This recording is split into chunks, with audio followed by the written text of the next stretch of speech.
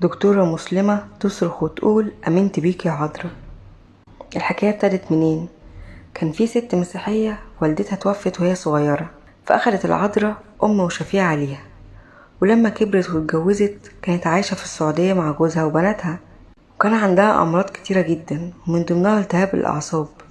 كانت بتاخد أدوية كتير جدا، وبعدين اتصابت عينيها الشمال بالتهابات، وفي يوم وهي رايحة تحط القطرة على عينيها حست بدوخة وزغللة، وبدل ما تمسك ازازة القطرة مسكت ازازة اللحام، حاجة كده شبه الامير لانها كانت شبه ازازة القطرة، وحطت السائل في عينيها، واول ما لمست عينيها حست بنار جامدة جدا وعينيها حرقتها جدا، فجريوا على المستشفى هي وجوزها، وحاول الدكتور ان يفتح عينيها عشان يكشف عليها، لكن للأسف الجفن لزق في العين وبقى مستحيل انها تتفتح، والدكتور قال لها للأسف مفيش فايدة.